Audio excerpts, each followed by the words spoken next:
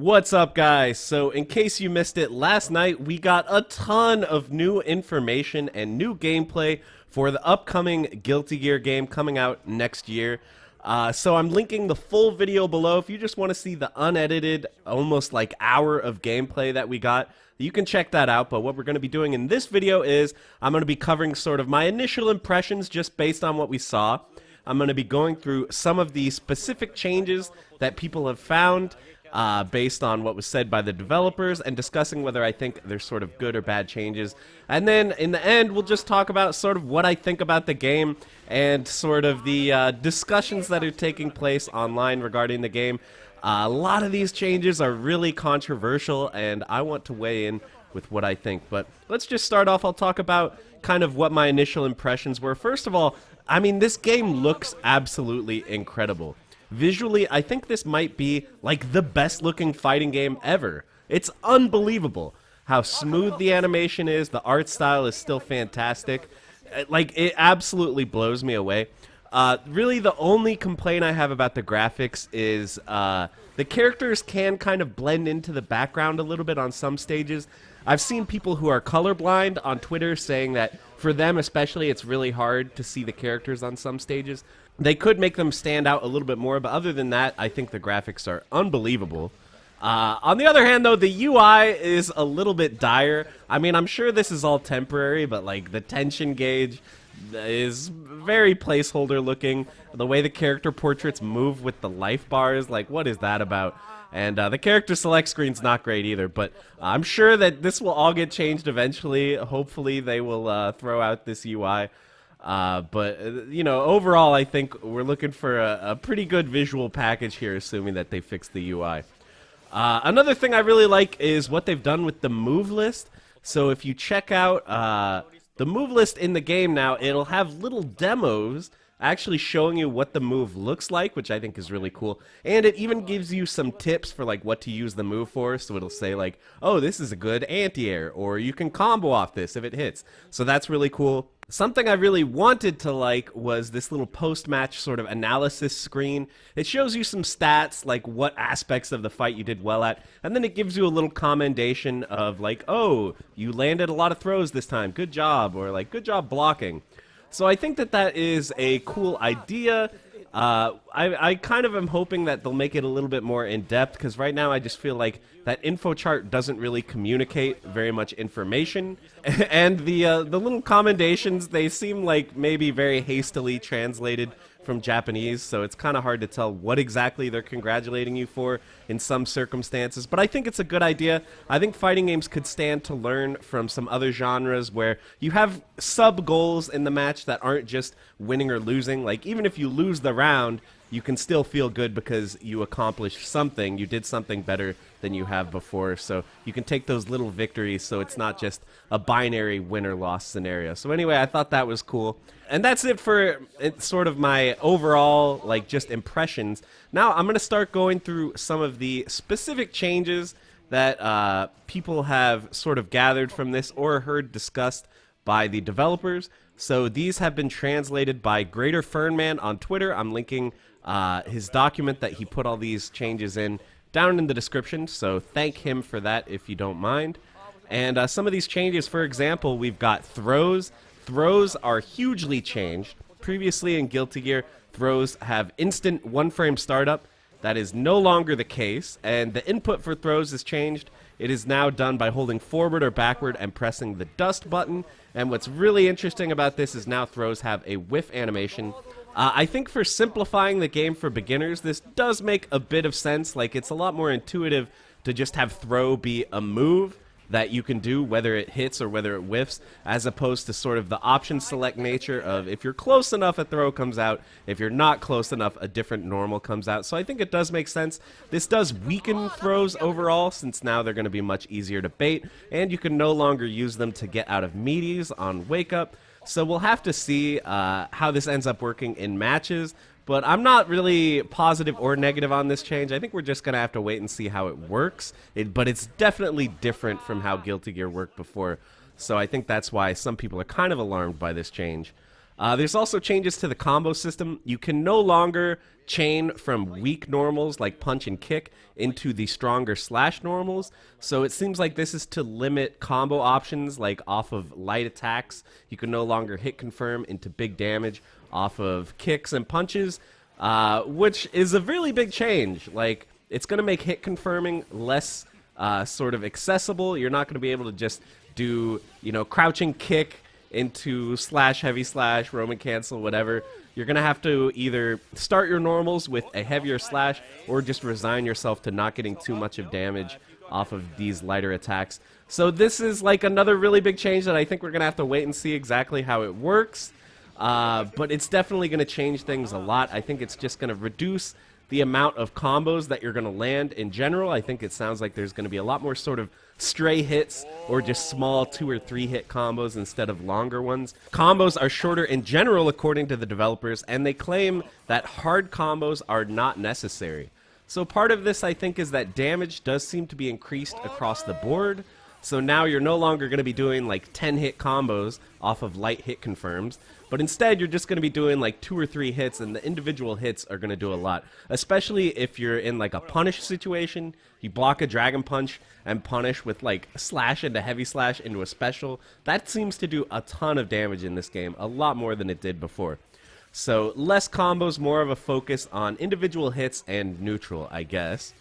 Apparently corner combos are going to be much more freeform now, because now there's a new sort of wall bounce system where you can hit the opponent against the wall and combo kind of with anything to keep hitting them against the wall. If you do this 3 times, you get a wall splat, which then the enemy will land in front of you, giving you an opportunity for Oki. Or if you hit them again after the wall splat, that will do a stage transition, which I think you're going to be seeing a lot of in the trailers and the early gameplay footage. These stage transitions are really flashy, but they do reset things back to neutral. So if you do a crazy all-out combo at the wall into a stage transition, you're not going to be able to get Oki off it. It's going to reset things back to mid-screen. So you have to kind of choose, do you want more damage or do you want a better setup? Speaking of Oki, most attacks no longer will hard knockdown. So like if you hit someone with, just whatever attack that knocks them down, they're just going to instantly recover when they hit the ground. They no longer have to manually recover, and this also means you're not going to be able to hit them OTG in most situations. There are exceptions, for example, 2D or Crouching Dust, which is kind of every character's sweep. This does do a hard knockdown, and you can OTG afterwards. So again, like, they're just kind of reducing combo options in a lot of situations and reducing Oki options. So I guess they want the game to be a little bit more neutral focused, less sort of vortex focused, and less combo focused generally. A few other changes here, like there's no more air teching, so you no longer have to press a button during an air combo to recover out of it. You can't combo off dust in every situation. You can in a counter hit situation, and I believe in the corner as well you can combo off of dust.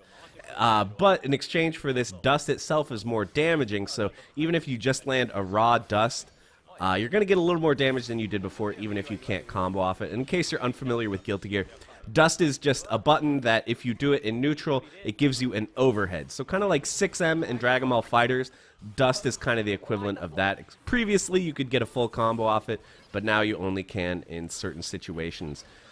Chip damage still exists, but chip kills do not. I'm not crazy about this change. Like I like the system kind of like Samurai Showdown, where you can die by chip, but you can instant block to prevent chip. So if you really are skillful or really make the right read, you can power through the chip damage and not die, as opposed to just removing it altogether. So we'll have to see how this ends up working, but I think some people will be happy with this change. A lot of people really hate dying to chip, but it doesn't bother me that much as long as you have some kind of option to survive it. Finally, they're removing stun, so like dizzy, that's out of the game. No more stagger, where like you have to mash buttons or wiggle the joystick to get out of hit stun. That's gone too. And there's also no more danger time. I think pretty much everyone is not going to miss danger time. That was a pretty annoying mechanic from Guilty Gear Xrd. But as for stun and stagger, personally, I'm glad dizzy/stun is gone. I think in offensively oriented games, which Guilty Gear is very offensively oriented, Dizzy doesn't really make sense because the attacker is at advantage anyway. If you're on the defense, you're probably in bad shape. Like, it's not good to be on defense. You want to be the one landing hits and being the offensive person. So do we really need Dizzy to just make it spiral out of control even more, give more of an advantage to the person who is on offense? I don't really agree with that. Which I think it makes sense to remove it, which they've also done from other series. Like the Marvel series had Dizzy at one point, and then they removed that. So I think it makes sense. And Stagger, like, yeah, I think it makes sense to remove Stagger as well. It's just kind of an annoying mechanic to me. It's not really a skill check. It's just a check to can you mash fast enough. So I think it's fine to get rid of that as well. Oh, and then one more change I really liked here was Wakeup Timing has been standardized across all characters. Previously in Guilty Gear, different characters woke up at different speeds. That's no longer the case. I am down with that. I think that's a good change. And that's about it for the individual changes that I wanted to talk about. So I guess I just want to give my thoughts about the game so far. There's definitely a lot of negativity online about what they are doing to this game from longtime Guilty Gear fans, and I totally understand, right? Guilty Gear is one of sort of the last bastions of the old school hardcore, unforgiving, crazy fighting games. A lot of fighting games are moving in the direction of being more beginner-friendly, more accessible, which I am generally in favor of. I think all these changes are going to make it easier for people like me who are not really good at Guilty Gear. I've only got like a couple hundred matches of Guilty Gear Xrd played. So for people like me, I think these changes are going to make it easier to get into.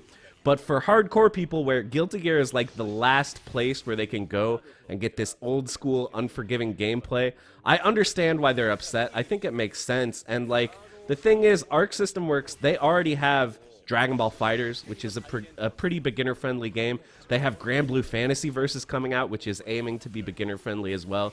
So like, do they really need this game as well to be sort of removing some of those old school mechanics and doubling down on being beginner friendly? That's the kind of the part I don't understand. Like, I do think that I'm probably going to like this game more than most Guilty Gears.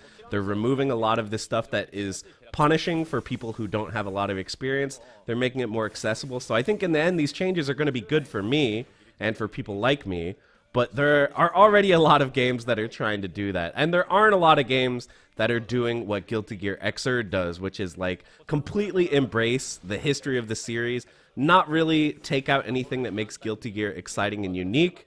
So yeah, I guess those are my thoughts basically. I think that these changes are going to make the game more accessible. I think a lot more people are going to enjoy this than enjoyed Xrd, or at least a lot more people are going to give it a chance because it seems like it's less intimidating, less hard to get into. But the question is, will it have that same staying power that Guilty Gear has had due to its hardcore fan base? We'll have to wait and see, but there's going to be a lot of chances for people to play the game before release. I think release is still quite a ways away, and they're doing a bunch of demos, betas, playable demos at different tournaments, and they said that they're taking player feedback very seriously. So I'm sure if there are any major problems, players are going to let them know, and hopefully they will be responsive to the feedback that is given from big fans of the series and new players alike. So that's pretty much all I have to say. Let me know what you think down in the comments. Are you excited? I'm definitely excited. I can't wait to get my hands on this game and try it out. Let me know what you think, guys. As always, thank you so much for watching, and I will see you in the next one.